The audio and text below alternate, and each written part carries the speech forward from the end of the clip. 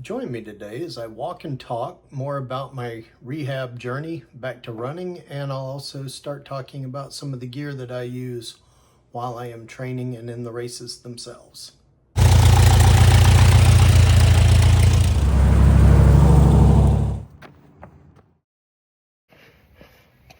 February 4th, and amazingly, it's in the low 70s here.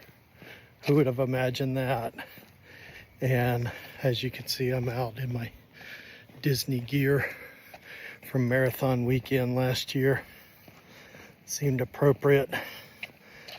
And out just trying to get in another 3-mile-ish long walk as part of rehab.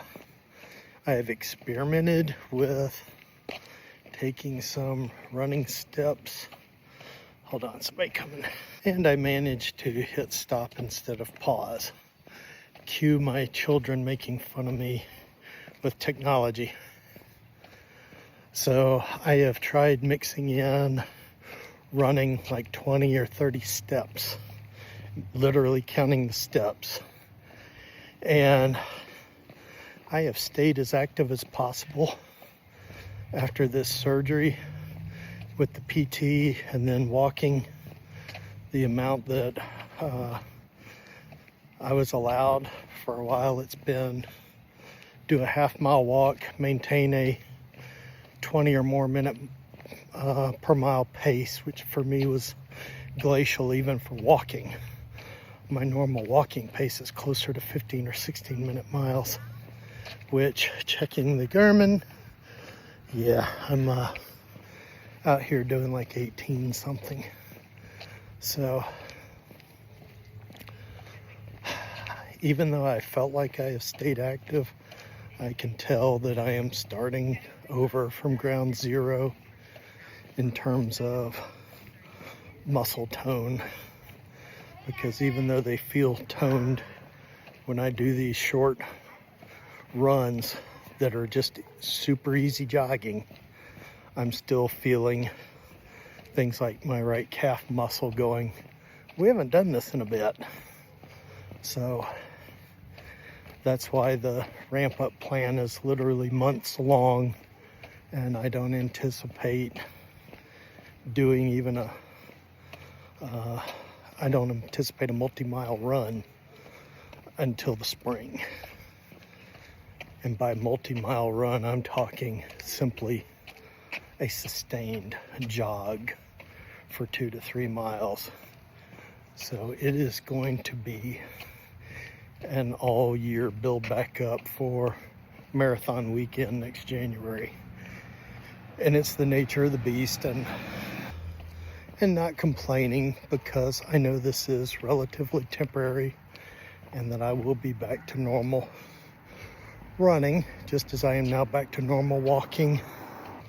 But I am an impatient soul, so it means I'm going to be chafing a bit at not being back up to speed as quickly as I would like. I mentioned I'd talk about some of my gear. Some of it we can talk about while I'm out walking are moisture wicking hats. Losing my hair means I've got a lot of exposed scalp up there, and so I by necessity have to wear hats.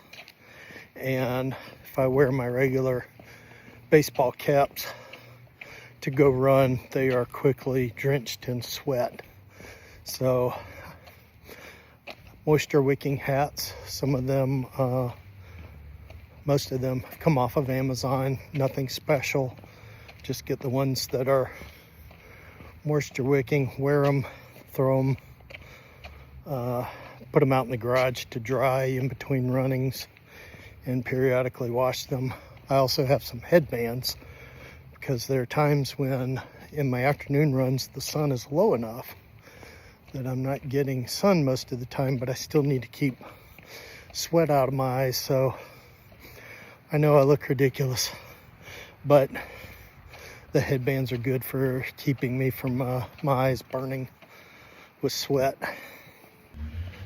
If you can see, Wrapped around my head here are my open move earpieces by Aftershokz.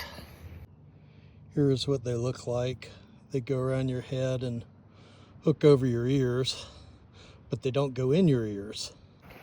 I really like these because I have done the whole evolution of earpieces with cords and headbands with cords, and then earbuds in my ears.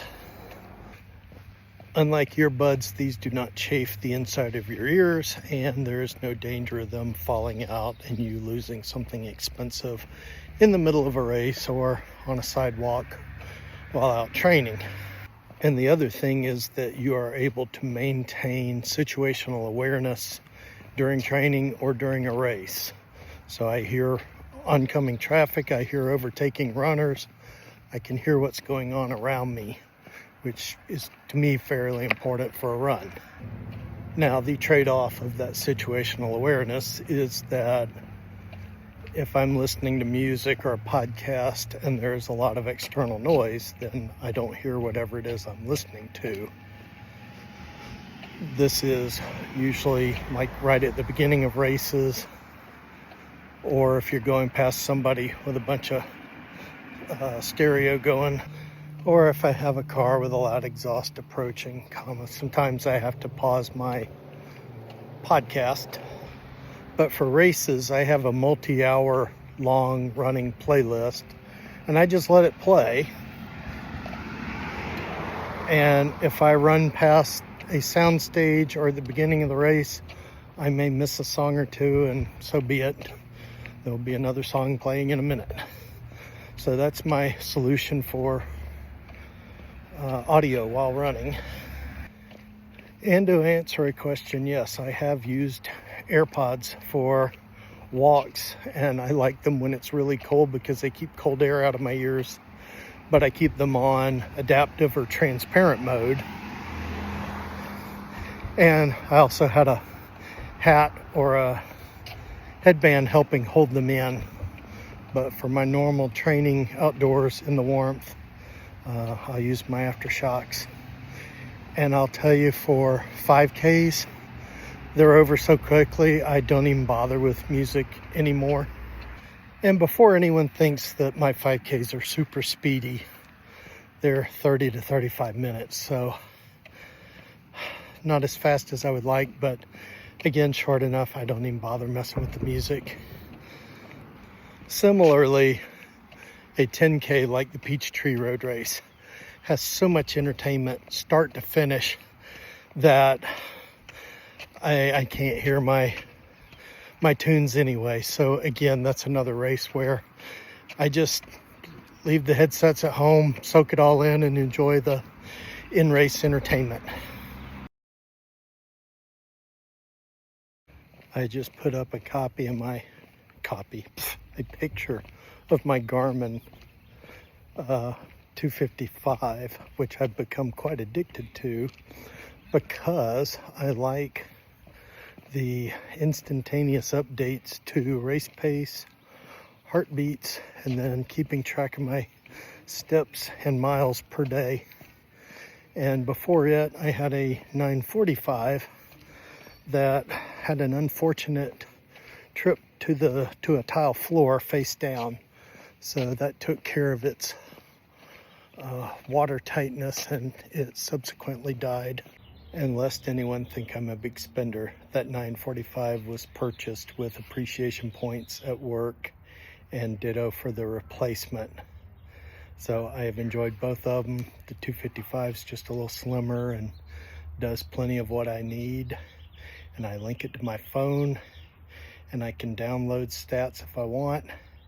And some people like to hook theirs up, link it up with Strava for challenges and stuff. I do not. I simply use it for my daily tracking to check progress. I'm an engineer. I like numbers and spreadsheets. So that's my main piece of gear there, is that watch, and we'll get into other gear in a future video. I'm back at the house. I'm stopping It's a little over 3 miles, and I probably need to sit on the ice pack for a little bit. Till next time.